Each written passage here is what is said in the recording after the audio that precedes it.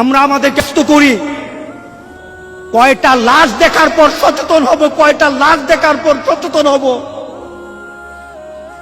এখনো সচেতন হতে পারি নাই। পৃথিবীর বিভিন্ন দেশে হাজার হাজার লাশের মিছিল হচ্ছে, এখনো সচেতন হই নাই, এখনো সচেতন হই নাই। কয়টা লাশ দেখার পর সচেতন হব? আমরা আমাদেরকে প্রশ্ন করি, আমরা আমাদেরকে প্রশ্ন করতে চাই। কেউ কি আমাকে সংবাদ দিয়েছে কবরে যাওয়ার পর আমার কবরটা ভালো হবে? কেউ কি সংবাদ পেয়েছেন? এমন কেউ তো সংবাদ পাই নাই। তাহলে কিসের আশায় বসে আছি? কিসের আশায় সময় নষ্ট করছি? কিসের আশায় আমরা নিজেদেরকে আল্লাহ থেকে, রাসূল থেকে দূরে সরিয়ে নিচ্ছি?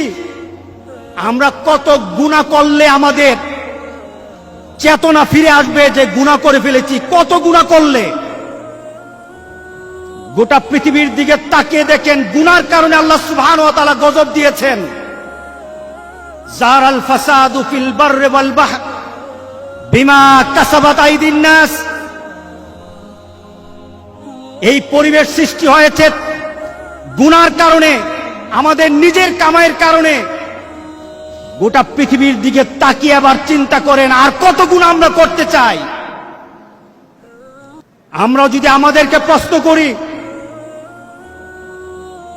সময় চলে যাচ্ছে, সময় চলে যাচ্ছে, মনে হয় যেন হাতে রাখা একটা বরফ, সে বরফটা আস্তে আস্তে যেমন গলে যায়, আমাদের প্রত্যেকটি জীবনের অবস্থা তেমন আস্তে আস্তে আমাদের জীবনের বরফ তেমন গলে যাচ্ছে। কতক্ষণ সময় গেলে আমরা চিন্তা করব, সচেতন হতে হবে। নিজেকে প্রশ্ন করি, নিজেকে প্রশ্ন করি। এখন যদি আমি প্রশ্ন করি যে কখন আমরা তৃপ্ত হব দুনিয়াকে পেয়ে, দুনিয়ার আনন্দ পেয়ে? ঈদের সময় চলে আসে, ইবাদতের সময় চলে আসে, আর আমাদের গুনার ব্যবস্থা শয়তান সুচারুভাবে আমাদের জন্য ব্যবস্থা করে দেয়। আপনি নাটক দেখে তৃপ্তি পেতে চান, আপনি সিনেমা দেখে তৃপ্তি পেতে চান, গান শুনে আমরা তৃপ্তি পেতে চাই। কত গান শুনলে তৃপ্তি হবেন? কত নাটক দেখলে তৃপ্তি হব আমরা? কত সিনেমা দেখলে তৃপ্ত হব আমরা? সময় তো চলে যায়।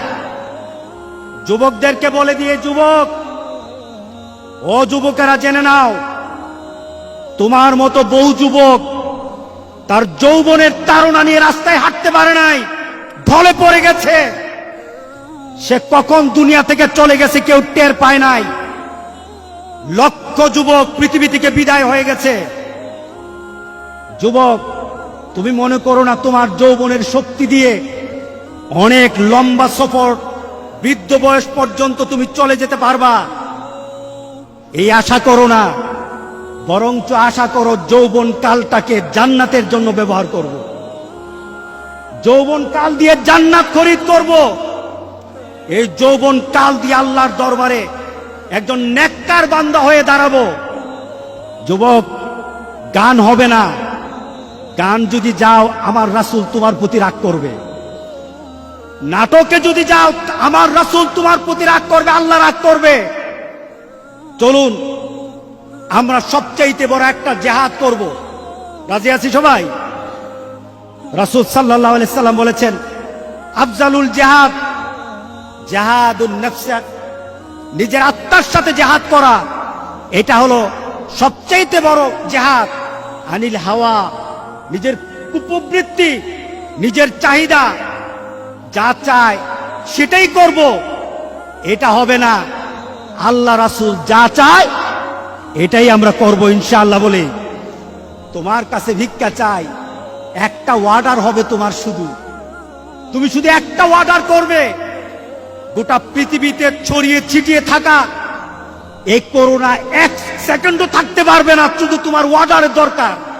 আর আমরা তওবা করি, আমরা তওবা করলাম, আমরা আর গুনার দিকে ফিরে যাব না, গুনাহকে আমাদের আকর্ষণের জায়গা বানাবো না। মসজিদ আর ইবাদতের জায়গাগুলি আমরা আমাদের জীবনের আকর্ষণের জায়গা বানিয়ে নেব। সবাই বলেন আল্লাহুম্মা আমিন।